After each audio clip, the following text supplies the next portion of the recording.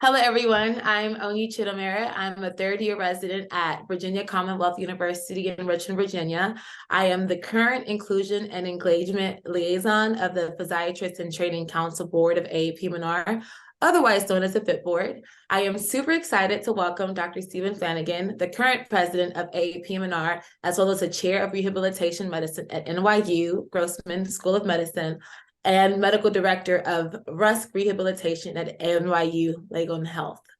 Welcome. I'm so excited to be sitting here with you today to really just talk things all DI of AAPM&R. I would like to start off by mentioning or, looking at your editorial, there was a really powerful quote in there that I want to just go ahead and kick things off by reading that out now. The spirit of diversity and inclusivity is embedded in our membership and constitutes a vitally important component of what makes our field great and why the Academy embraces it. It unites us in our commitment to treat those who are in need of what physiatrists offer, regardless of our differences. Amazing. So with that being said, let's go ahead and jump right into the question. So in one of your recent editorials, you talk about diversity and inclusion. What does D&I mean to you? And what are your philosophies on being an inclusive leader? Well, that's a great question, and Oni, thanks so much for taking some time to talk with me tonight. So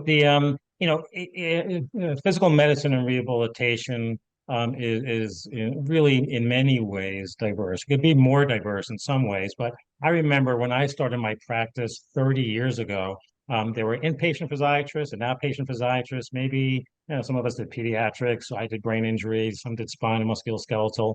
But over the past 30 years, from a clinical perspective, it has broadened tremendously. Now we have oncological rehabilitation, sports medicine, pain medicine. But one thing that unites us is the way in which we treat patients, and we treat the whole patient. Howard Russ started my department actually 75 years ago this year, and he treats the whole patient. And one of the things that allows us to treat that whole patient is to understand people. And in addition to just a clinical diversity, we have all genders.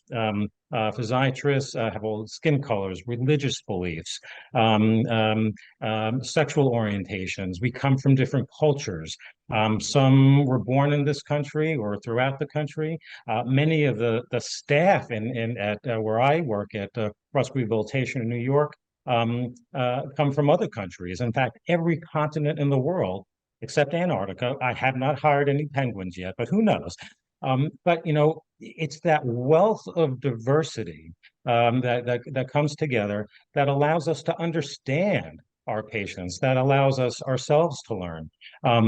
We are stronger as a field because we have all of these diverse ideas coming together. And as chair of the department and also as president of the academy, we embrace diversity because we get all of these ideas from that level of diversity that I just talked about, and even then some, our heritage, our culture, where we were born, how we were raised, our socioeconomic class, all of those things coming together, we get this wealth of ideas.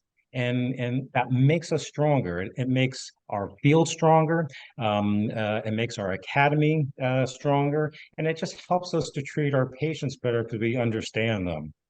Quite frankly, it's just like our country. There's no one in this, well, there's very few, I should say, people in this country who can say that their entire ancestry comes from the continent of North America. We are a country of immigrants, and our country gets such wealth and strength from that diversity. That's what makes us better, not weaker, absolutely better. If we were all the same, I think we'd be in serious trouble. So as a leader, I want to take advantage of all of that diversity because it just makes us better. That's awesome. Everyone has something different to do, so I completely resonate with everything you just said. Thank you.